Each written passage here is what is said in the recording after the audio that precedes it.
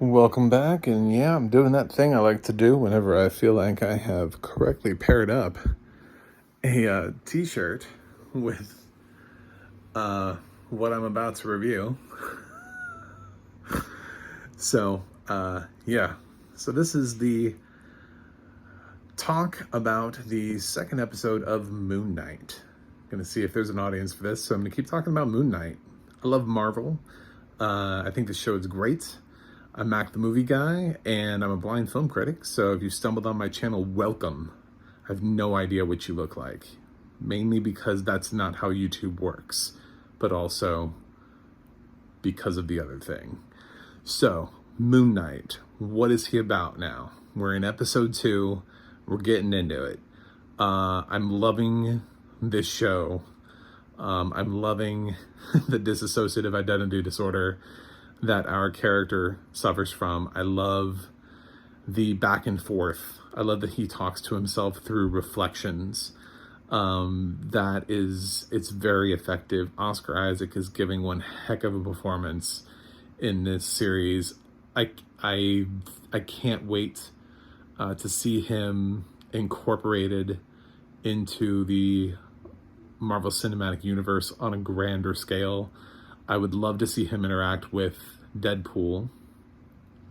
I'm really excited based on how this episode ends, working its way into the third episode. I'm really excited to see where that goes, because I think we're going to get a totally different flavor with a lot of different sauce.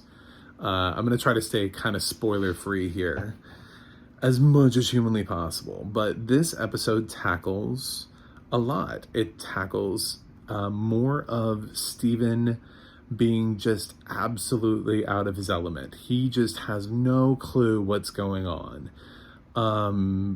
We get a little bit taste of why the bed is the way that it is. You know, he mentions that he has a sleeping disorder. He thinks that's what it is, that he has a sleeping disorder. So obviously, I guess he thinks he sleepwalks.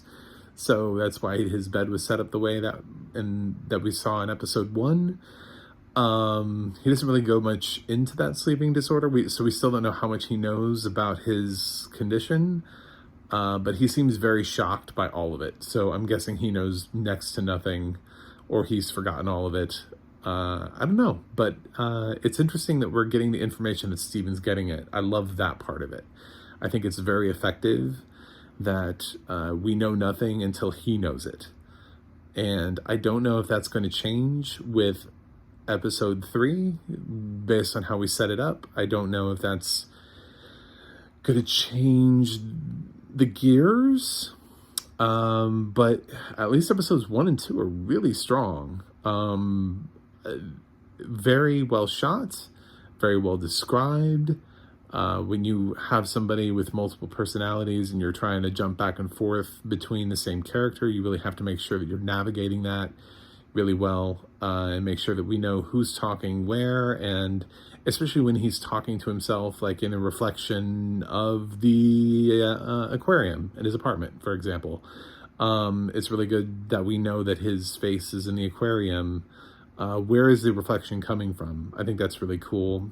They play with things that are unseen to everybody but him, and it's good for us to know that no one else can see that but him, because that gets cleared up coming out of the first episode. You learn that the rest of the world kind of thinks he's crazy because there are things he sees that other people can't see. So definitely a great direction that this series is headed in. I would continue to recommend Moon Knight.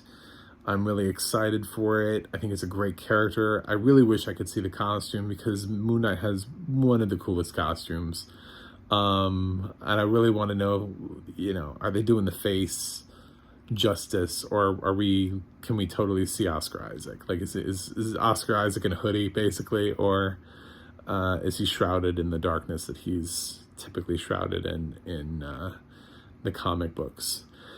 So I feel like maybe if I had like one criticism, there is a new character that's introduced in the series, and I'm not 100% sure we got the best introduction to her character, if she's going to be around as long as possible. I don't fully feel like I know what she looks like. And I'm unfamiliar with the actress, sadly.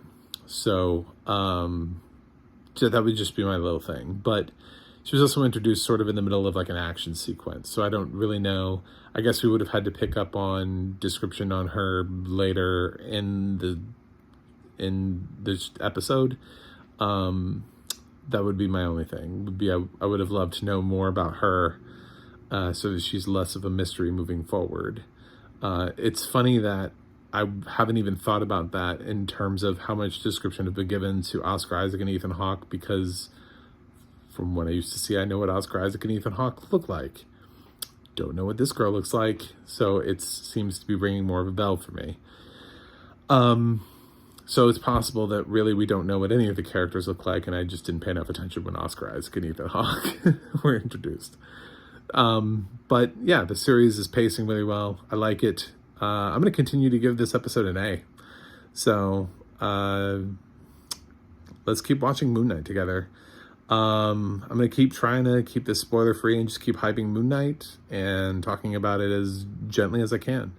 So don't forget to like and subscribe. And as always, you can check out MacMovieGuy.com for more information from me, and use the audio description project to see what other audio described titles are out there for you.